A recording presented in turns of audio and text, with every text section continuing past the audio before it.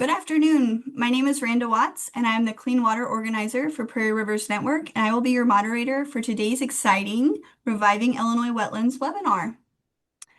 Illinois was once home to over 8 million acres of wetlands, but despite their enormous economic and ecological value, less than 10% now remain. Today, we will wade through some examples of wetland restoration projects, learn why wetlands are so important, and discuss ways to protect these vital habitats. This webinar series is hosted by the University of Illinois Extension, and I'd like to thank them for all of their support. First, I'll go over some general guidelines. I'll introduce our first guest for today, and then hand the screen over to the panel. As a disclaimer, the views expressed in this webinar reflect those of our speakers and are not those of the University of Illinois Extension or Prairie Rivers Network. We are recording this webinar, and you will get a link to the recording and contact information for the speakers in the next few days. If you have any questions along the way, feel free to put them in the Q&A, and we will have time at the end to walk through those. If you enjoy today's show, you can always find local government educational webinars on the YouTube channel, and you can find that link in the chat. With that, I'll go ahead and introduce our first speaker for today. Paul Botts has been President and Executive Director of the Wetlands Initiative since 2011. He serves on steering or executive committees of the Chicago Wilderness Alliance and the Greater Chicago Watershed Alliance, and is the board officer of the Prairie State Conservation Coalition. Paul, the screen is yours. All right, thank you. And it's great to be here. I am going to be talking today about the project that literally and figuratively put the Wetlands Initiative on the map. And that, of course, as many people on this call may already know, is called the Dixon Waterfowl Refuge. So let me just go ahead and share that presentation and we'll get going. So this is about, trying to get rid of this. It's about the early days of our organization, which was founded in the mid-1990s by two individuals, Al Pyatt and Donald Hay. And whoops, come on now, let's go. This is what our organization does, and we have a lot of nice, pretty pictures about where we do it. Again, I'm only going to focus today on the Dixon Waterfowl Refuge. We work in a number of places in Illinois and now Indiana. You can find all that information on our website and social media.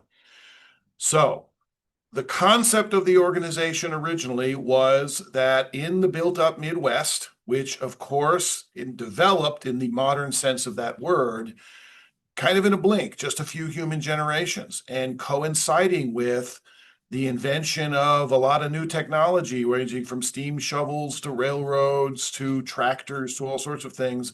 And in the flat Midwest, we have spent a lot of time and energy busily filling in a lot of our original wetlands.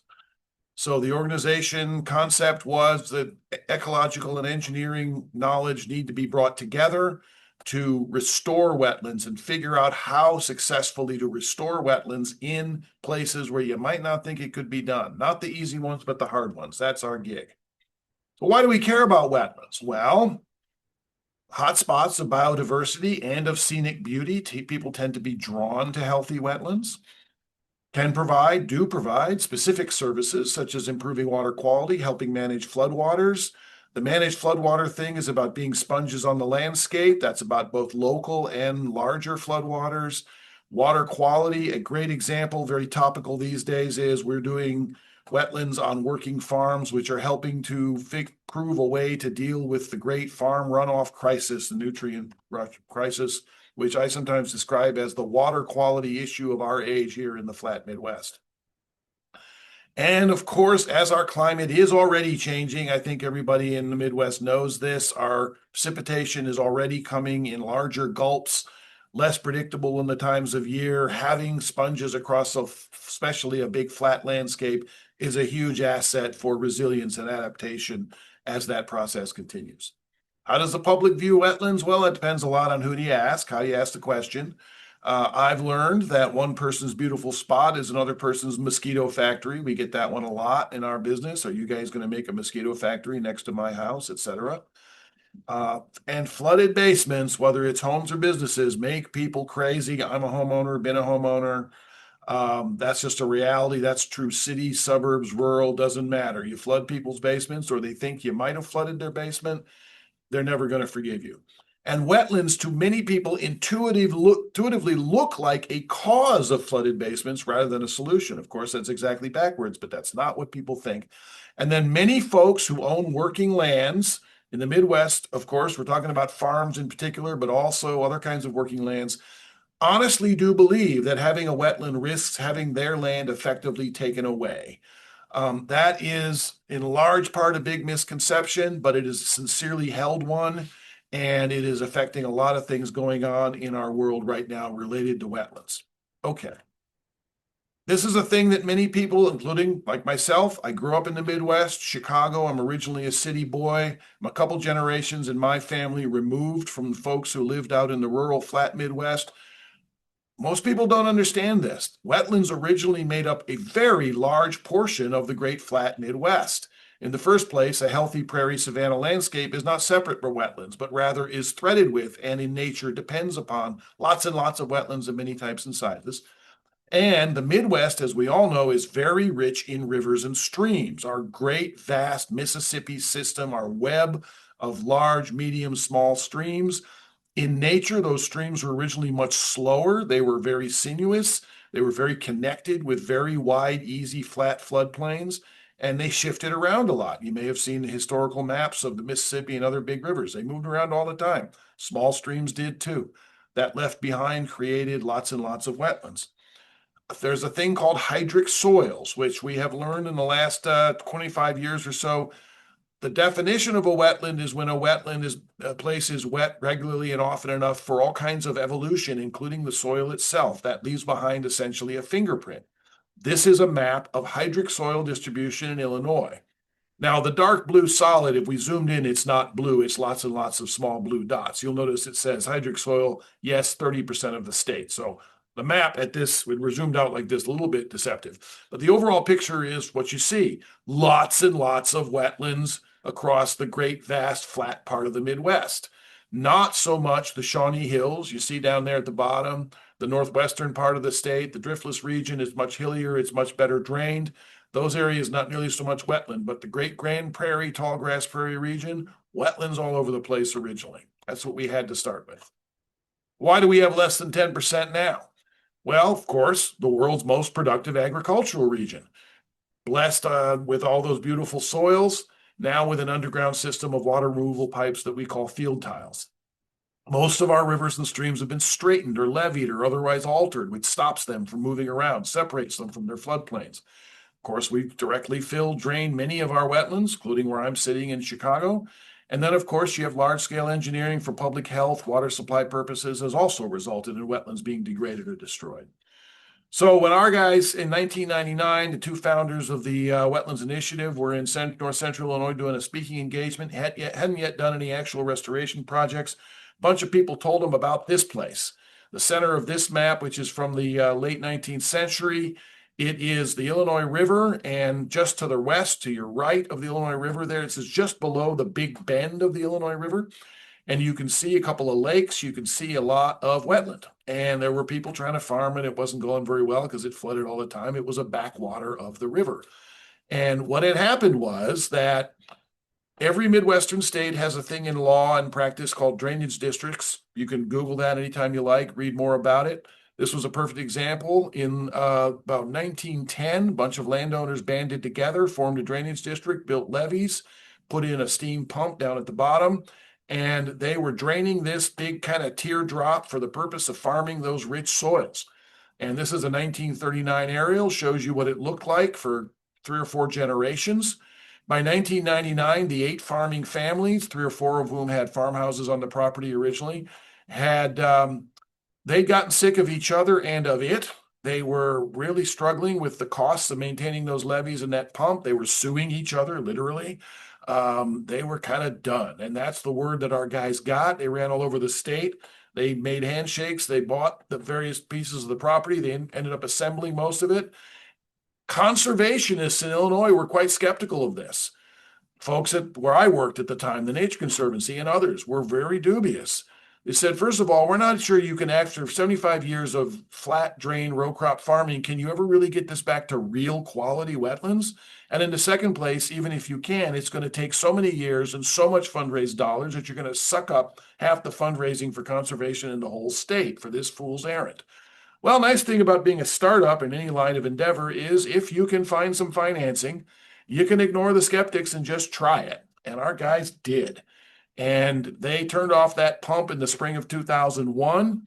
And there was some creative financing that they accomplished with the help of the town that you can see above there with some tax-free municipal bonds. And there's a whole story that somebody needs to make a chapter of a very entertaining conservation book someday. And it started to work. The wetlands started to come back. It turned out that there was even more of a seed bank present than our guys even suspected.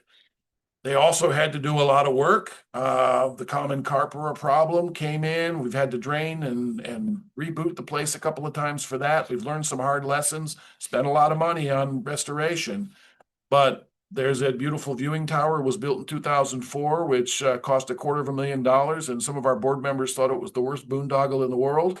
And it's now one of the beloved birding spots in the whole state.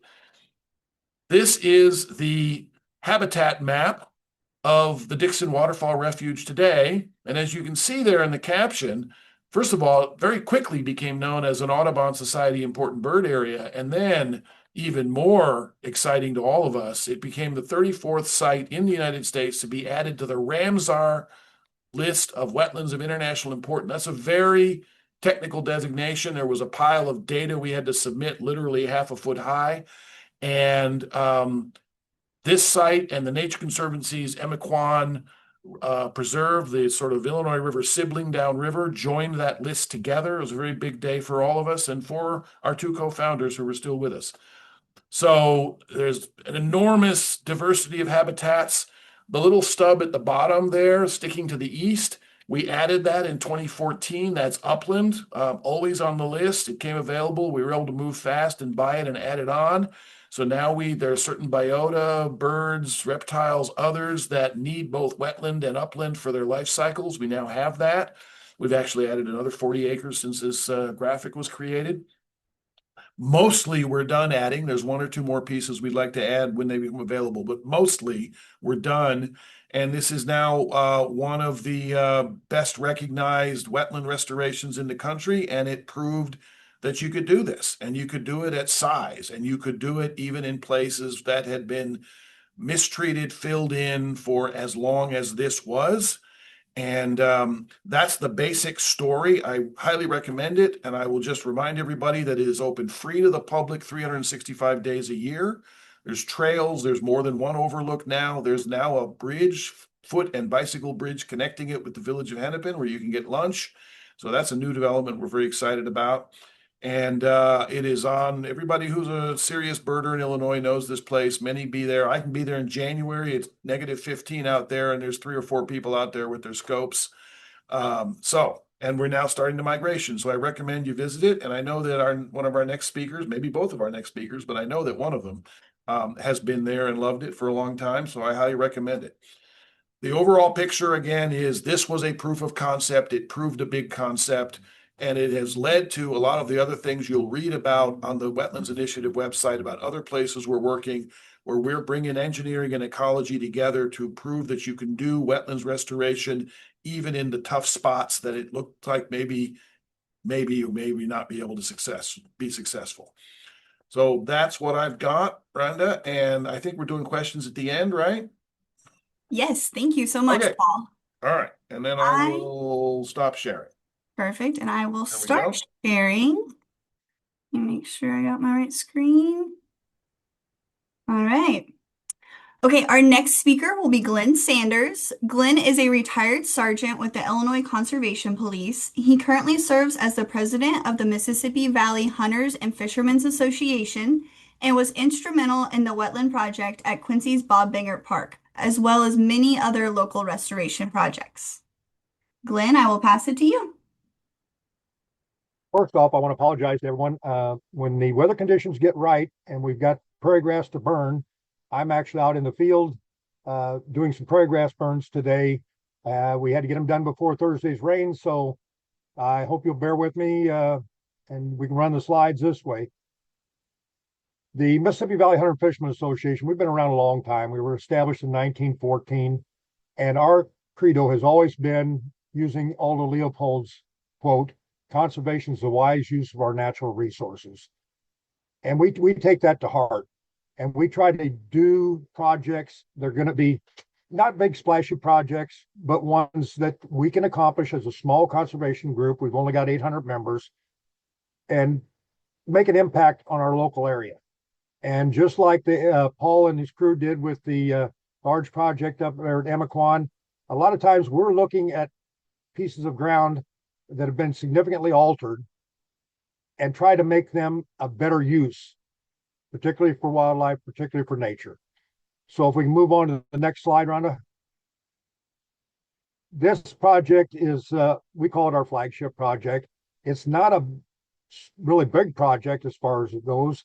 It only created 26 acres of wetland, which is minuscule compared to Emiquon, but it was a very unique opportunity for us. The property was originally used as a city dump in the 1800s and 1900s. And we didn't realize the extent of the history of the project until we actually started moving dirt down there, because it actually became a problem for us, because we would dig out the dirt and place it for our new berms and levees. People were coming down there every night with shovels and digging holes in our new levees to collect the old antique bottles and artifacts that were coming up out of the 1800s dump. So sometimes you just got to adapt as you're doing projects. We let them have we just basically stopped, gave them a 2-week period to go in and dig up whatever they wanted. And then we put it off limits, tried to make everybody happy that way. The United States Army Corps of Engineers actually then acquired the property as part of the lock and dam system on the Mississippi River in 1933. They didn't want to manage it, so they turned it over to the state of Illinois in the 1950s, and it became Sid Simpson State Park. Again, it wasn't fitting well within the state park system. It was being used as a check station for the Quincy Bay waterfowl area. So in 1970, they transferred it to the Quincy Park District, and they named it Bangert Park. This park is actually located in the Mississippi River floodplain. It's not protected by any levees. So when the river comes up, it floods frequently. The Park District tried using it as soccer fields for a number of years. It was a nice flat soccer field group, but between the flooding and, as previously mentioned, the mosquitoes, it wasn't very popular as a soccer field. So the Park District acquired new properties up inside Quincy and moved the soccer fields up there. And then basically the park just sat there unutilized from that point forward. They had some problems with it, with the crime activity in the park and drug use and that type of stuff. It really had gone down the wrong road. And in 2017, the Mississippi Valley Hunter and Fishermen Association, we partnered up with the Park District, because a lot of my members are duck hunters, and they would come in from duck hunting at that, using that boat ramp there, and they would see when the water was up that there were a lot of waterfowl out there, but the water wouldn't stay very long. So they pushed us, hey, why don't we do something with Bangert? Can we do it better? And that resulted in our redevelopment project with a bunch of partners. And that's one of the things I want to emphasize in my talk is partnerships can make everything happen. No matter how small your group is, no matter how small your budget is, when you've got partners, you can do anything. It's all possible. And that was pretty well shown when we were done with the Bangert Park project and all the things we got down there. We were very proud to win in 2001 the United States Fish and Wildlife Service Wetlands Area Award for the country as the outstanding project. So that was, we put in a lot of hard work. This is what the wetland looks like when it's flooded. We've got a number of different units now in there. We manage for a wide variety of shorebirds, waterfowl, amphibians, reptiles. We try to manage that property for everything. And we put that right into our design from the very get-go, that we would have separate compartments and management units within it, because not all wetlands are alike.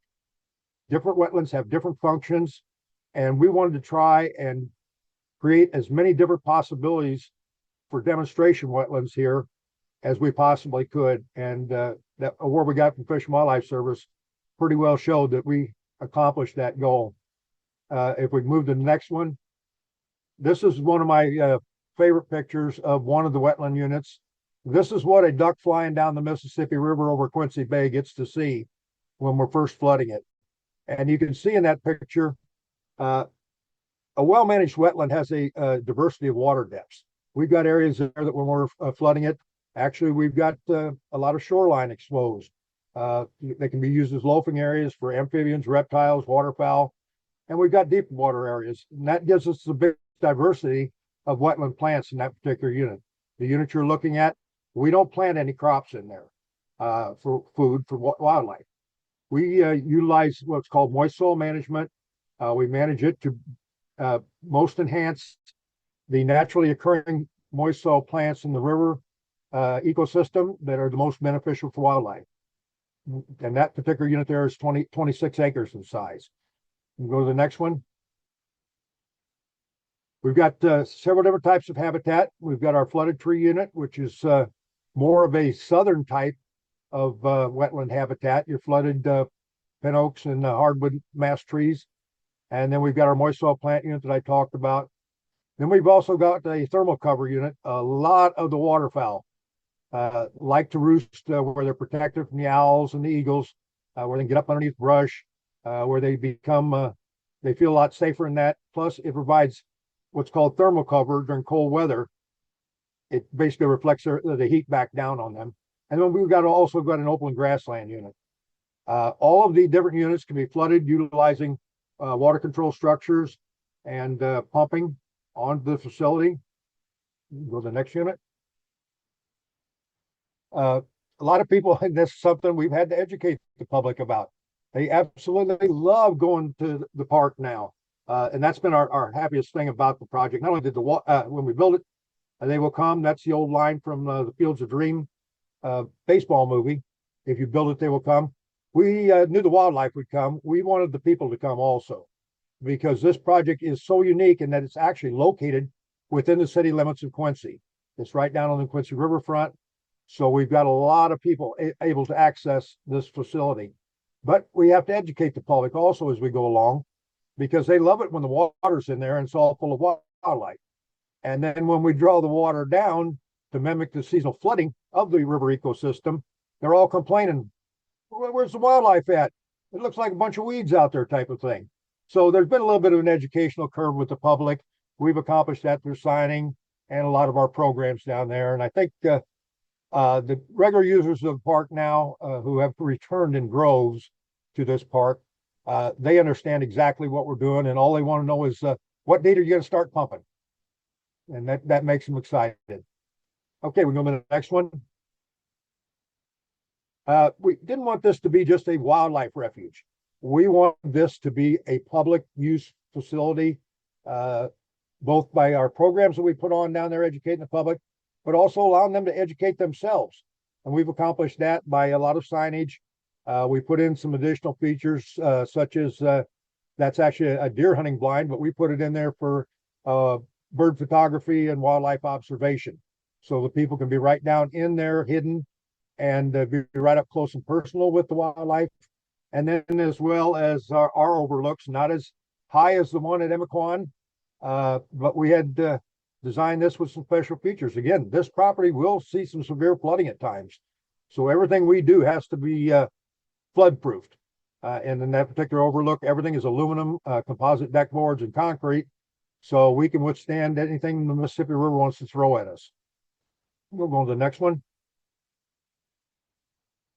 This is an example. Yeah, this is an example of our partnerships. If you look at they look like boats in there, and they were actually designed to look like boats. We wanted to imitate the keel boats that the early settlers used to move up and down the Mississippi River. So that's our classroom, our outdoor classroom there. So the kids actually get to sit in those keel boats while they're sitting in their classroom. And that way we get to incorporate some of the history of the river. The pavilion itself, that's an example of a partnership. The local Rotary Club, they ordered the kit for us. Rotary is a great organization. They're really big into kids. So they were more than happy to order the materials. And then my volunteer labor force, we put it together. That makes it a very cost-effective way to get it done. And then the right-hand side of the picture there, you can see one of the many kiosks that we've got around the property that are explaining what's going on. In the background, you can see several other things there. That black trailer is actually our mobile nature museum.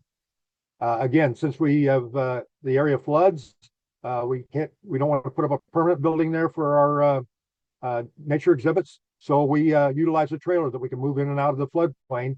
And the side benefit of that is we can take that to the schools. And that's been a very popular program.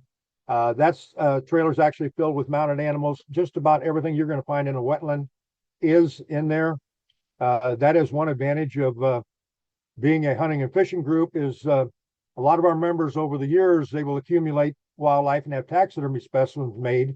And most of the stuff actually in there came from some of the wives whose husbands had passed away and said, I really don't want this stuff in the house anymore. Would you like to have it for the kids? So given the fact that a taxidermy specimen might cost you $1,000, we got it done for practically nothing. And over on the other part there, you can see we actually put in an outdoor archery range. Again, we want the public there as many day use as we possibly can. Youth archery programs, we hold those down there throughout the summer, winter, and fall. And that's been very, very popular also. You can actually kind of pick out again, our archery equipment has to go in the white trailer that's kind of hidden in the background there. So we either have to build it flood proof or we build it to where we can move out when the river comes up. Go on to the next one. This is an example of one of our nature classes. My wife is retired from DCFS, so she has been a big asset to me. Initially, when we were cooperating with the Park District and putting on the nature programs for the kids, I didn't feel like we were reaching the kids that we really needed to reach. We were really reaching the more privileged kids in town. We were not reaching the underprivileged kids in towns. Either there was a communication problem or just an opportunity problem. And I'm so proud of the way we rectified that because my wife's former career, she was involved in a lot of the daycares and preschools around the area, and she knew which ones had a lot of the underprivileged kids. And we have got a great partnership with those daycares now. We are reaching the underprivileged kids in Quincy and giving them an opportunity now to get out in nature that they would not have had otherwise. And that's something we're extremely proud of. And it's been very popular. We really have a hard time sometimes coming up with enough volunteers and park staff to keep track of all the kids when we got them out on a nature hike. Because if there's a mud puddle, they're going to get in it just real quick like. And we don't want to send them back to mom muddy from head to toe, but we send back a happy kid when it happens. So let's go on to the next one. This is just a close-up of our nature trailer. Like I said, we now take that around to the schools and present programs there. And that helps not only the kids connect with nature that wouldn't otherwise get an opportunity to, but it also allows us to reach out and promote Bangor Park a little more. Next one.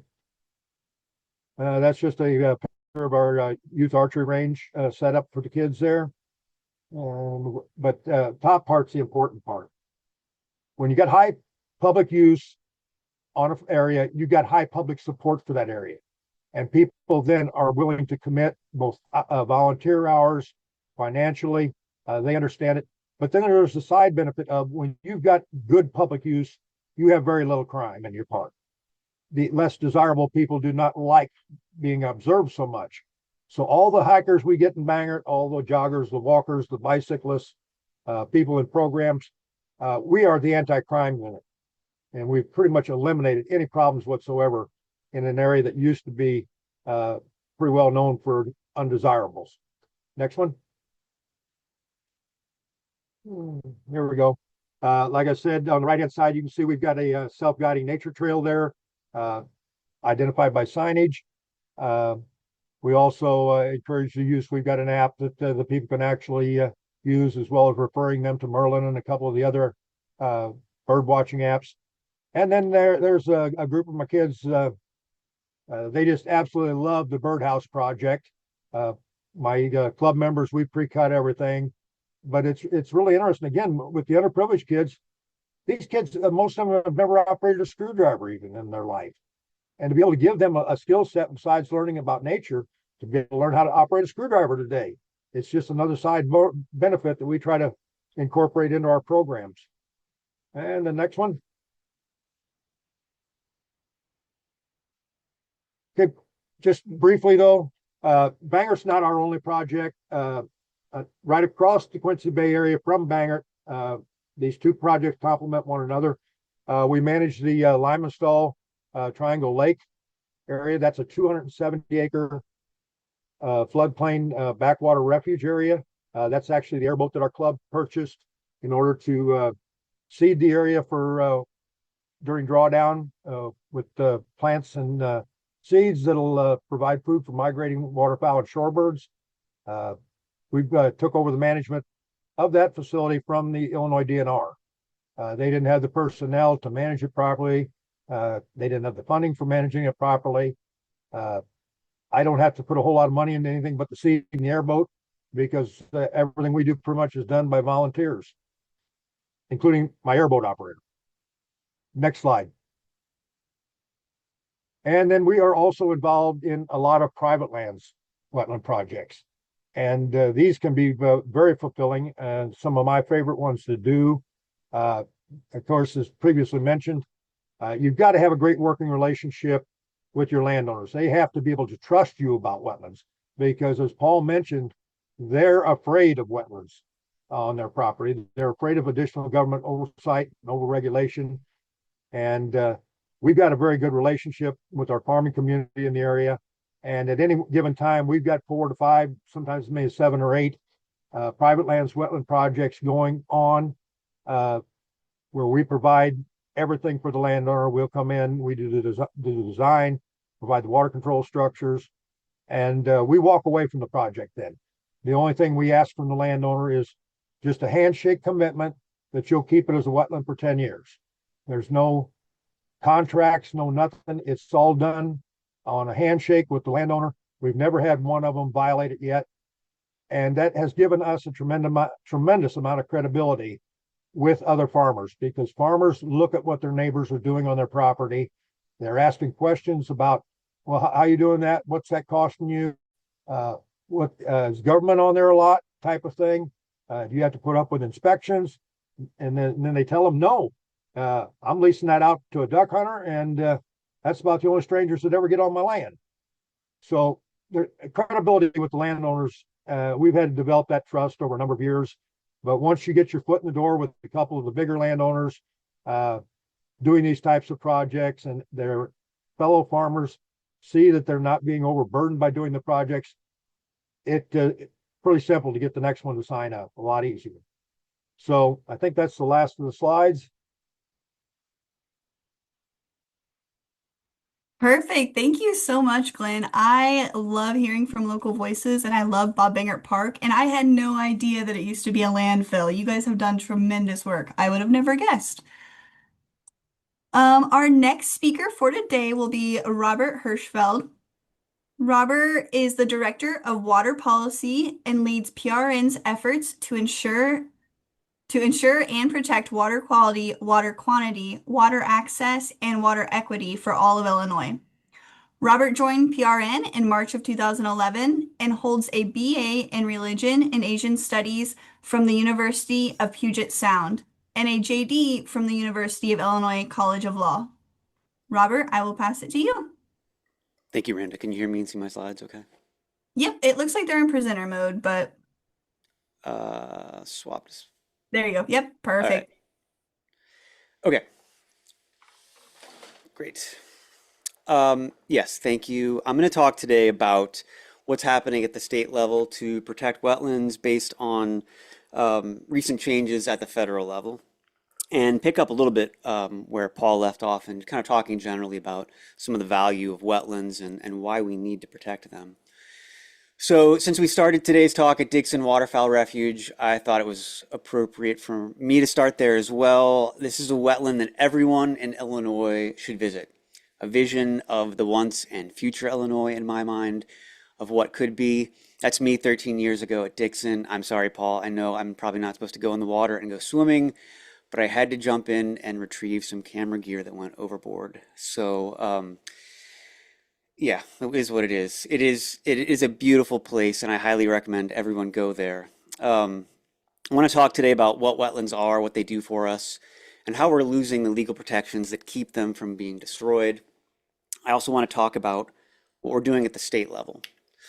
So this is a great infographic from our friends at the Wetlands Initiative. You can get to their page through the QR code there. Wetlands are not just swamps. They come in a lot of forms: marshes, bogs, fens, bottomland forests, prairie potholes. What they share, as you can see here, are the presence of water, water-loving plants, and hydric soil. So wetland is not just any damp patch on land. It's something specific. Some are wet year-round. Many are not. And that distinction, whether they are wet all the time and wet at the surface, turns out to be the legal question that determines whether they're going to get federal protection going forward. I'm going to get more into the law in a minute, but first, a little more about why these places matter. So to understand wetlands in Illinois, you have to understand land use change, right? So Illinois is, by some estimates, one of the most radically transformed landscapes on the planet. 90% of Illinois' wetlands are gone. Illinois had 22 million acres of tall grass prairie. Now we have 22 million acres of corn and soybeans, a dramatic transformation of both the land and the water and the hydrology. And we turned wet prairie into what, over the last few summers, has looked a lot more like a dust bowl. And I think there's a belief then and a belief now that this is all progress and that there's no downside, that plowing the prairie and draining swamps was a necessary improvement. I would argue that for all the calories that we produce out of the land, we have not reckoned with some of the costs. So I captured this video 2 summers ago. I think it sums up, to me, like this is a great summary of what Illinois is now.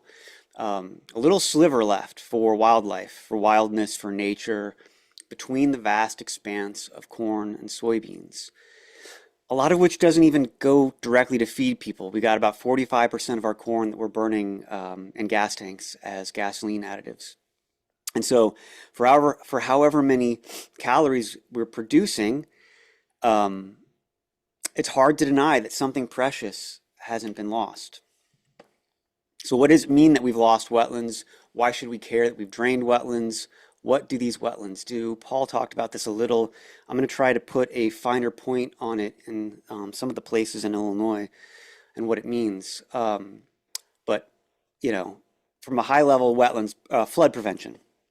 Like Paul said, these are sponges, right? They absorb enormous quantities of storm water and they can release it slowly. And in a state where annual precipitation has increased 15% over the last century, and where we're seeing 100-year floods multiple times a year sometimes, that is critical infrastructure. Also pollution filtration, wetlands filter sediment, nitrogen, phosphorus, heavy metals before they reach our rivers and our drinking water. And in a state with as much agricultural runoff as Illinois, that's extremely important. So they are nature's water treatment plants. I'll get more on that in a second. And then finally, wildlife habitat. So wetlands are among the most biologically productive ecosystems on the planet. They support migratory birds traveling along the Mississippi Flyway, endangered species like the Blanding's turtle, and a huge range of amphibians, fish, and invertebrates. I also think that wetlands have a beauty that speaks for itself. This is the Cache River Cypress Swamp in southern Illinois, one of our best remaining wetlands, as this was a lot more difficult to drain and develop. You might look at this and think it's the bayou, but it is in fact Illinois. And these are the kinds of places that we should protect. We should take seriously about protecting, especially given what has happened with changes at the federal law.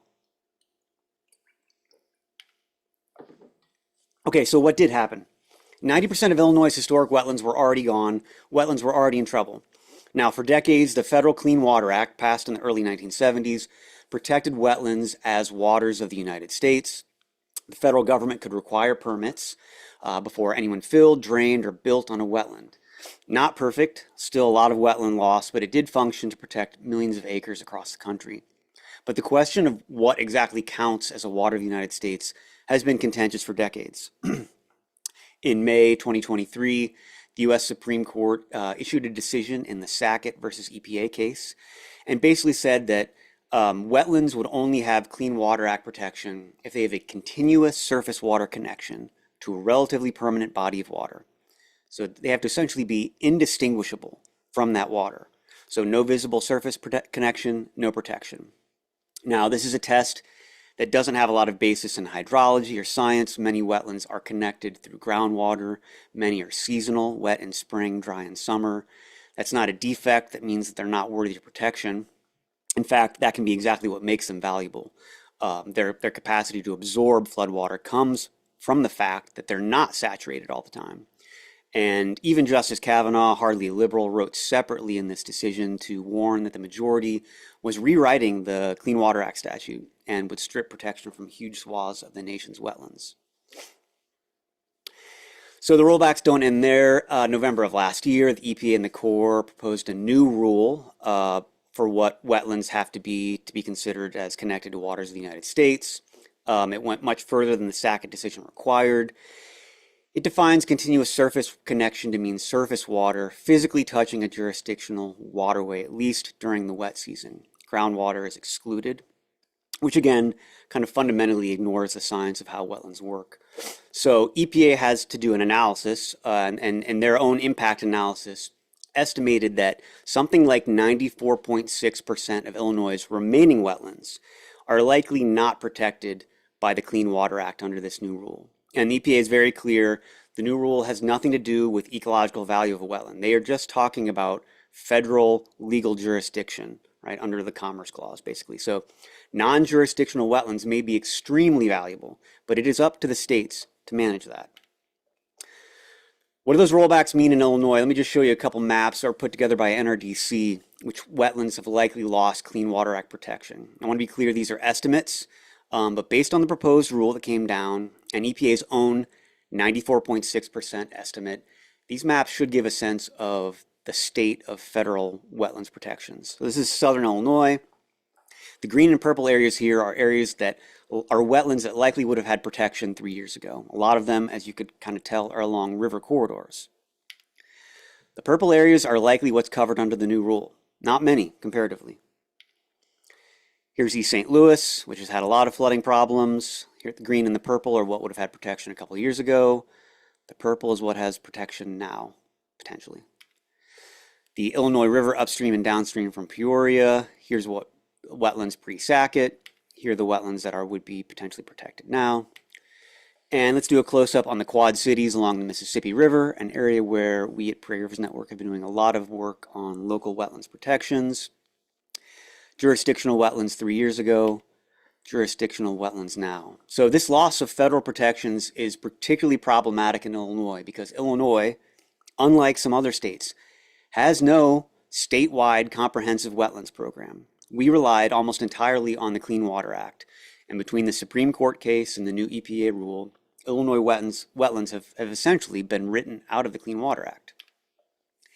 So that brings us to the Illinois Wetlands Protection Act, SB 2401. This was introduced in 2024 in response to the Sackett decision, sponsored by Senator Laura Ellman on the Senate side with a companion bill from Representative Anna Moeller. And the goal here is to try to recreate the federal Section 404 permitting program at the state level. So as best as you can, and it's not perfect, but as best you can, try to set the clock back to pre-Sackett. So instead of permitting wetlands filling through the Army Corps of Engineers at the federal level, you do it at the DNR. DNR would administer a permitting program. If you want to discharge, dredge, or fill material into a wetland, you gotta get a permit. And to get a permit, you might have to mitigate. And so wetlands are classified depending on their type and quality. So if they're of high quality, you might have to do more mitigation. And perhaps the highest quality wetlands you might not be able to get a permit for those. The bill establishes a wetlands protection fund, which gives citizens the right to file complaints with the Illinois Pollution Control Board. And I want to say what it doesn't do. It does not regulate normal farming activities. That is explicit about that. I'll repeat that. Normal farming activities are exempted in the bill. So that means farm ponds, irrigation ditches, minor agricultural drainage, all exempt. So it's not intended to be a bill that tells farmers what to do with their land. These are the same exemptions that existed under the Clean Water Act for 50 years. Farmers in Illinois operated under those rules from 1972 to 2023. Illinois farmed millions of acres of corn and soybeans in those years, and I suspect it would continue to do so if this bill were passed. The bill doesn't say you can't go on wetlands on your property, you can't use them, you can't make small modifications like taking out trees. What you can't do without a permit is fill or drain a pre-existing wetland. And again, this does not cover wetlands that have already been drained historically for farmland.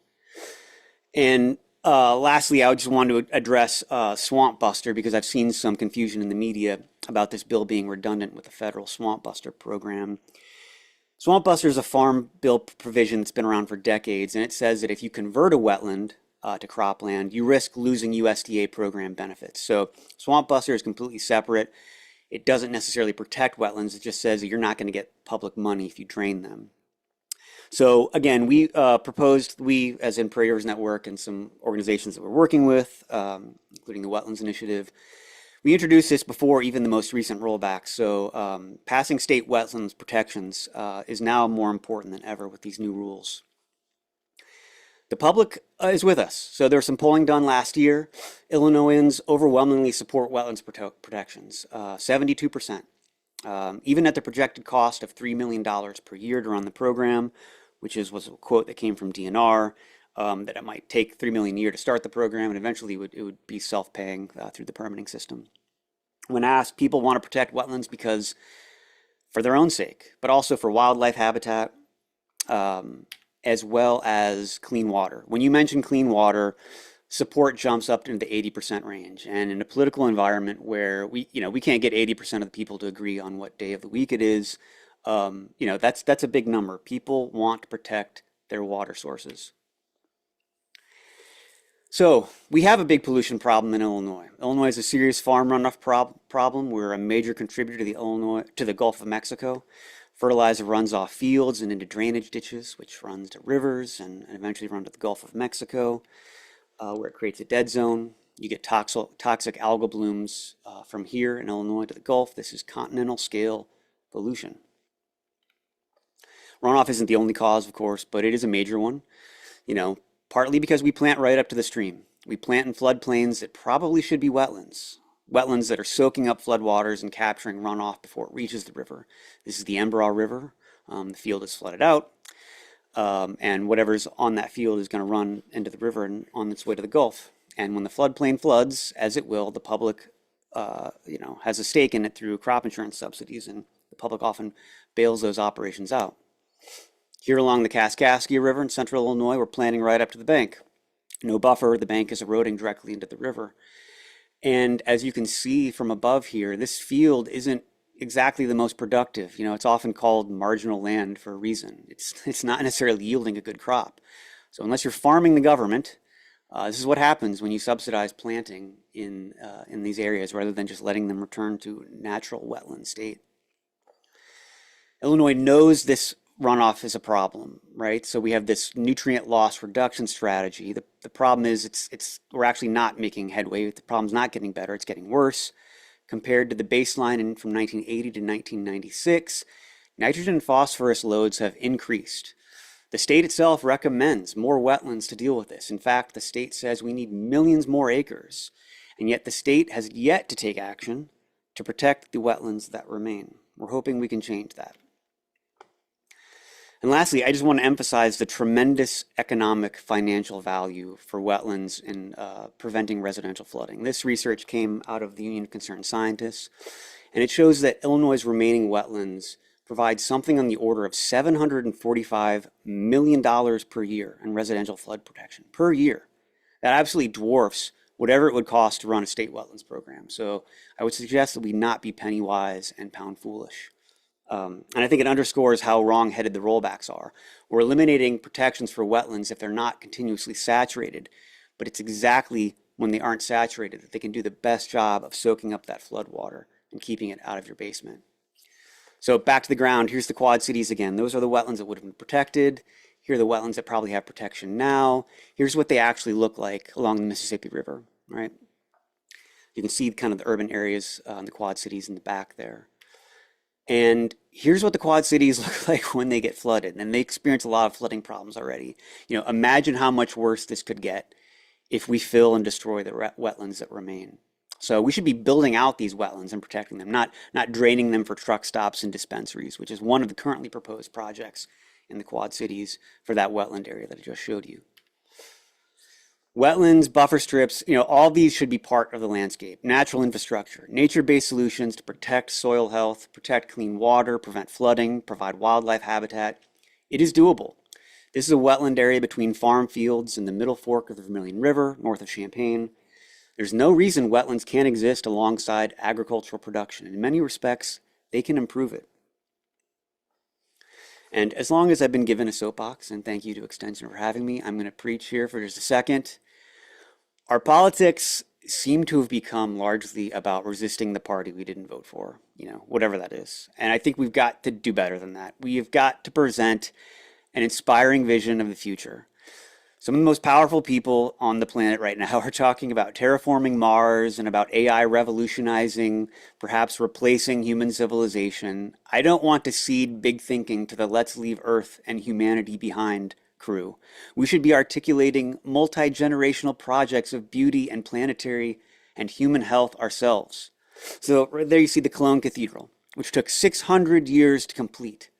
Generation after generation built it for the glory of something greater, something beyond themselves and their finite time on earth, knowing that the work itself was worth it, even though they wouldn't see the realized project.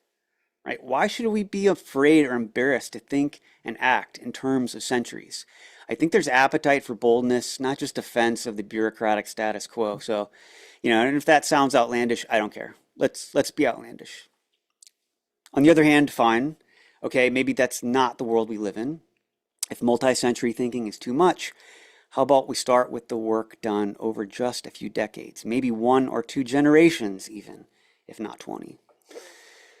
So, work like what was done at Dixon, right? Today's presentation began at Dixon. I'll close it at Dixon. I went back up there last year and got some of this footage. This place really is special. This was corn and soybeans just a couple of decades ago. They turned off the pumps and it became a wetland again. Before we terraform Mars, I think we should consider terraforming Earth.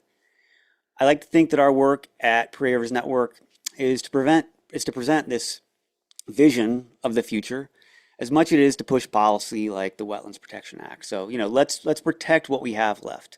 But let's not stop there. Let's imagine what could be built for the next generation. Something like these wetlands at Dixon. So, thank you. Appreciate your time and happy to answer any questions. Thank you, Robert, and thank you to all of our presenters. This was a very informative webinar. We have a few questions, so we'll go ahead and go through those. And to our attendees, if you have any more questions, go ahead and keep putting those in the Q&A. Our first one, I believe, is for Paul, but whoever wants to answer it, feel free. She said, greetings. I recently came across an article on using wetlands to capture nitrogen runoff from farm tiles and other drainage. This was by the Wetlands Initiative from 2015. Do you have an update or comments about this? Well, yeah, sure do. I'm happy to say that since 2015, that idea has gone from the drawing board to the reality.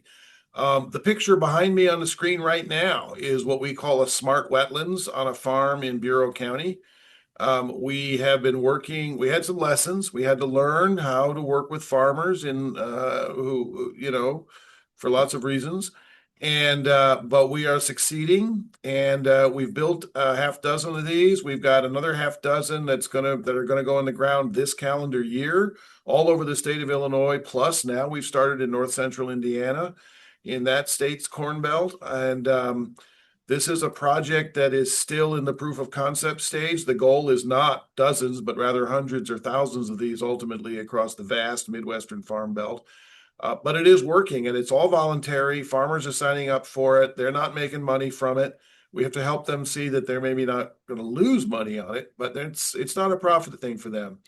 But this is very effective, and we've also, the first couple of them that we built, not long after 2015, actually, our first test cases, we got University of Illinois at Chicago researchers to come in and measure the results. I'm happy to say the results are all that you'd hope for. Spectacular reductions in nitrogen, very naturally, set it and forget it. The plants are actually consuming the nitrates and releasing the harmless nitrogen gas that you and I are all breathing right now, which is not a greenhouse gas. So yeah, we're very excited about that. As you can probably tell, it's very exciting for me. Awesome. Thanks for that, Paul. Our second question, is there any reason the permitting process would be going through IDNR instead of IEPA? I believe that one's for Robert, but Well, yeah, and I'd let Paul chime in too if he wants.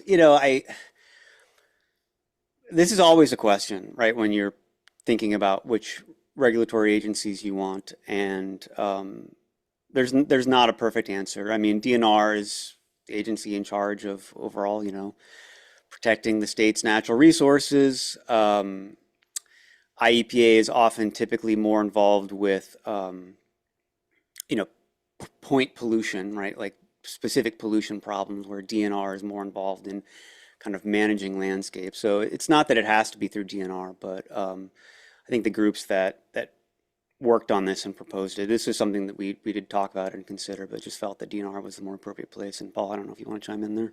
Well, I'll just add that initially, so that would be the fall, winter of 23-24, and the coalition was coming together, working on a draft bill and talking to the legislative leaders about what would be plausible. This was a question of which of the two agencies, and there were a couple of discussions with each agency. Both of those two agencies, the IEPA and the Illinois DNR, are both agencies that are really, have much less headcount and budget than they did just, 10 or 20 years ago. And they've sort of, the bleeding has stopped for both of them, but they're both still overwhelmed. They're both still dramatically shrunk agencies. And there was an element, quite frankly, of which one could be persuaded to take this on. And the DNR has been very slow and sluggish about exploring it, but the IEPA was basically, there's no chance, no way. We've already got three major things that law says we're supposed to be doing that we can't do because we don't have the head count. So there's no way you can put this on us. So there was an element, frankly, of backing into that choice of it being the DNR. That's just the reality in Springfield these days with the state finances. Yeah, I'll add one other thing real quick too, which is the state went through a state water plan process a couple of years ago, where the state itself was evaluating, kind of long term, let's plan out all of the water issues that we need to consider and work on. And they themselves recommended a state wetlands protection program for what they called isolated wetlands. And they assumed that DNR would handle that. So there must, I think there's some, number one, I just want to flag that the state themselves said that they need to do this. But when they considered how it would be done, they imagined it going through DNR. So thanks for that. We have a couple more. So the next one will be, can you also comment on the impacts of invasive reeds on wetlands and cattails? That's for anybody, whoever wants to. Yeah, well, yes, those are big deals. With cattails, it's actually a hybrid, a very vigorous hybrid that is sort of a hybridization of native and invasive cattails. Huge struggle. Lots of stories to tell. All our ecologists, our veterans have stories to tell about this. Reed canary grass is a killer. Phragmites, there's lots of Phragmites, but a particular species of Phragmites that's, again, Asian, migrated westward across the U.S. starting in the 90s, arrived here maybe 2005-ish. Now it's a plague. You can see it anywhere there's moist soil or formerly moist soil. We have a senior ecologist who actually is one of the creators of the Dixon Refuge and worked on lots of other great stuff for us, retired a year and a half ago. And his last couple of years, after this long career working on this stuff, he would mutter sometimes in dark moments that after the apocalypse, the earth is going to be repopulated by three species: cockroaches, Phragmites, and the common carp. That reflects his, at least the last two reflect his experiences doing wetlands restoration for most of his adult life. Thanks for that, Paul. Okay, we have one more question. I know we're at time. Is the state looking at reintroducing the beaver to use for help in maintaining wetlands? If Well, anybody answer, you're more than I'll take that one. First off, there's no shortage of beavers in Yeah. Illinois. And what people have to understand is when we're managing wetlands, we got a love-hate relationship with beavers to start with, Yep. because they can be a lot of work for us, but the people that think we can just airdrop beavers in and they'll naturally create wetlands for us is an unnecessary fallacy. First off, right now you have to understand the ecology of the beaver is this is the time of the year when the mother and father beaver are running last year's young beavers out of the lodge, and have now got to go spread out. They follow the waterways, they cut cross country, they basically pioneer any new habitat that they can move into. And that is nature's way of spreading beavers throughout Illinois. They really don't need any help. We don't need to be restocking beavers in as a magic bullet solution for our wetlands problem. Mother Nature has already created that situation for us in beavers. They're going to move to any available habitat they can find, and then we have to learn to coexist with them or deal with them as wetland managers. They can be a problem, but they can also create good wetlands. So that's the best thing I can do on the beavers. They don't need to be stocked. Yeah, I echo that. That's all well said, Glenn. One of our co-founders, and neither one of them is still with us, but one of them was 30 years ago, one of the leading advocates of bringing beavers back on the landscape. And he would be amazed today to see that the beavers have reintroduced themselves to the Midwest. They're actually a nuisance, even in public lands. And you know, they're on the Northwestern University campus. It's astounding. They're everywhere now. You just don't know it. And they do move around, and they don't love every piece of water. They want running water. You know, there's some limitations. Beavers are doing great. Yep. Thank you for that. I just love the image of people airdropping beavers into a wetland. That's funny. Okay, we are at time. What was the invasive cattail? That was our last question. I believe it was Phragmites, but It's a hybrid. I don't remember the species name. It's a hybridization of an invasive and native cattail species, become very vigorous, and they take over places and they become a monoculture. They do provide structure, physical structure for certain birds. Again, there are native cattails, so this is a real challenge in restoration of managing this. But it's just hybridization, you know, vigor, and they really will just take over places without active management. So it is a challenge. It's a fairly complex challenge. thanks for that, Paul. All right, we are past time, so thank you all for joining us today, and please keep an eye out for our next episode in April. Bye, y'all.